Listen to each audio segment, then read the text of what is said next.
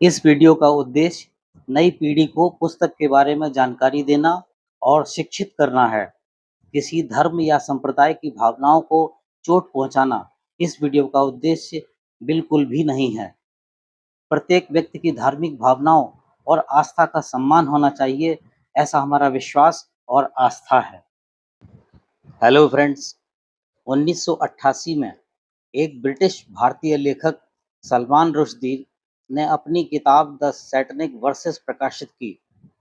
किताब ने धर्म, पहचान, संस्कृति और समाज के बीच के टकराव को एक नए दृष्टिकोण से दिखाया था।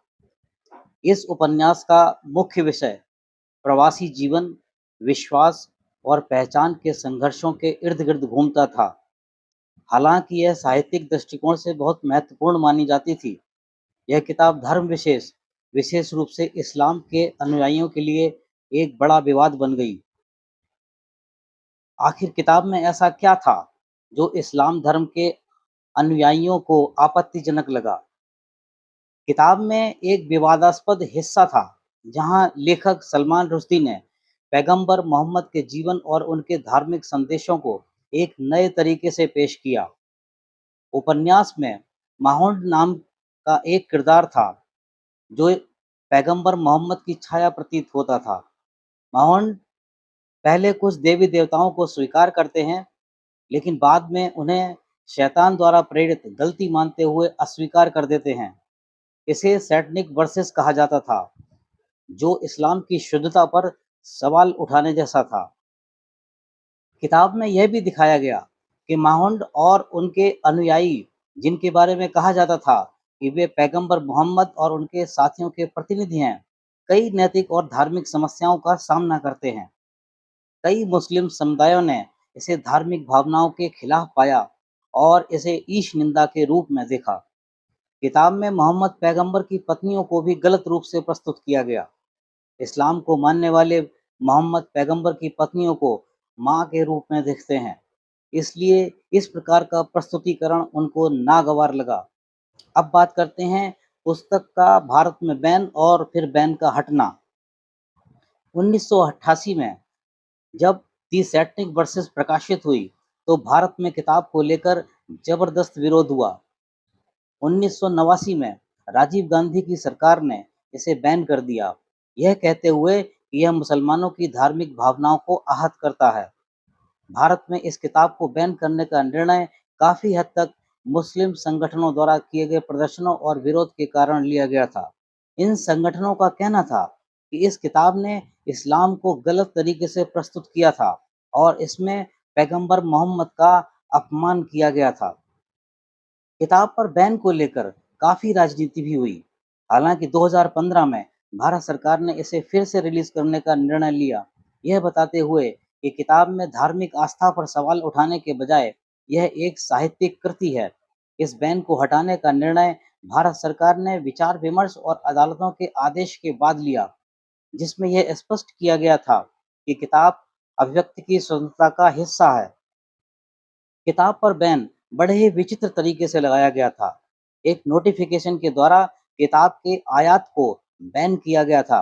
बाद में जब अदालत ने इस नोटिफिकेशन की कॉपी मांगी, तो उसे उपलब्ध नहीं कराया जा सका। अदालत ने कहा कि जब नोटिफिकेशन है ही नहीं, तो फिर बैन का कोई मतलब भी नहीं है। अब बात करते हैं सलमान रश्दी पर मौत का फतवा और फिर फतवे का रद्द होना। किताब के प्रकाशित होने के बाद 1989 में ईरान के सर्वोच्च नेता अयातुल्ला खोमेनी ने सलमान रश्दी के खिलाफ फतवा जारी किया। फतवा एक धार्मिक आदेश था जिसमें सलमान रुश्दी की हत्या करने का आदेश दिया गया था। खोमेनी ने कहा कि रुश्दी ने इस्लाम और पैगंबर मोहम्मद का अपमान किया है और इसलिए वो मौत की सजा के हकदार हैं।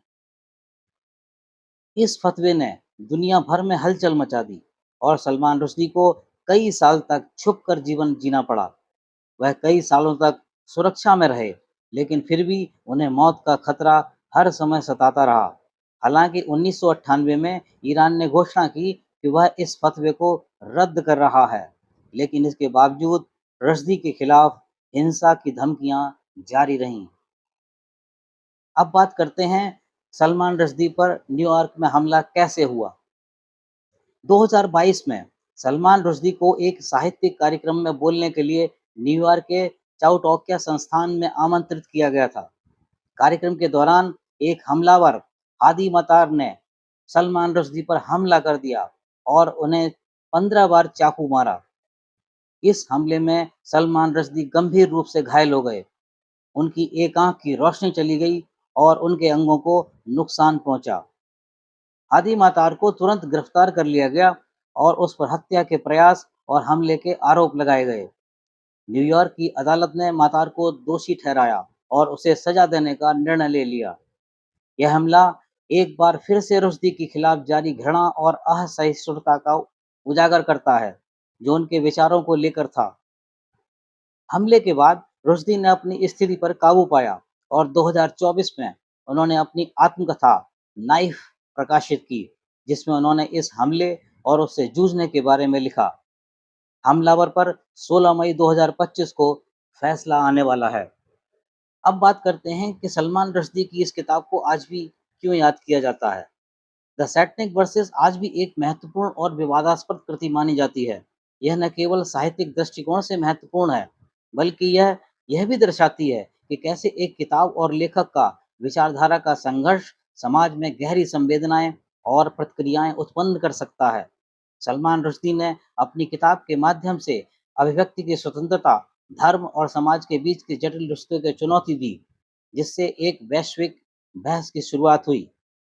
सलमान रुश्दी का जीवन और उनका लेखन यह साबित करता है कि साहित्य कभी-कभी समाज के सबसे संवेदनशील पहलुओं को छूता है और न केवल साहित्यिक बल्कि राजनीतिक और धार्मिक जंगों का कारण भी बन सकता है। द सैटनिक वर्सेस का मामला आज भी यह सवाल उठाता है कि अभिव्यक्ति की स्वतंत्रता की कोई सीमा है या नहीं, और यह कृति उन संघर्षों की याद दिलाती है जो किसी लेखक को अपने विचारों को व्यक्त करने के लिए सहनी पड़ती हैं। Thank you friends for watching this video.